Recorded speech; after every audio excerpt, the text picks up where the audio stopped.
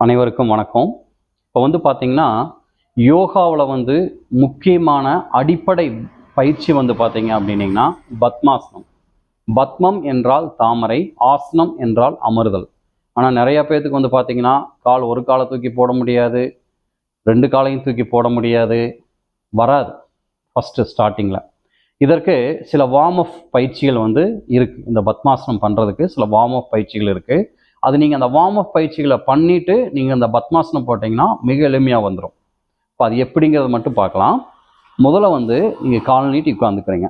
அதாவது எப்போ உட்காந்தாலும் நல்லா நிமிர்ந்து உட்காந்துக்கணும். இந்த பெண்ட் வரக்கூடாது, நல்லா நிமிர்ந்து உட்காந்துக்கோங்க. உட்காந்துட்டு முதல்ல வலது கால் தூக்கி எவ்வளோ தூரம் கைகளை வச்சுக்கோங்க, மேலே வச்சுட்டு ஒரு கை அதாவது இடது கை இங்கே வச்சுக்கோங்க பாதத்தை நோக்கி.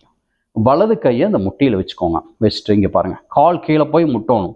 ஒரு 10 எண்ணிக்கை நல்லா மேலே கீழே 10 எண்ணிக்கை முடிச்சுட்டு அப்படியே அந்த காலை மேலே தூக்கிக்கோங்க. தூக்கிட்டு சைடு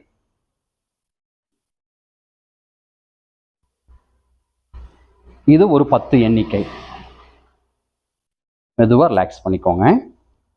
அடுத்தது என்ன பண்ணுறீங்கன்னா அதே மாதிரி அடுத்த கால், அதாவது இடது கால் தூக்கி மேலே வச்சுட்டு கீழே, இது ஒரு 10 எண்ணிக்கை பண்ணிட்டு அதே மாதிரி காலை மேலே தூக்கி சைடு,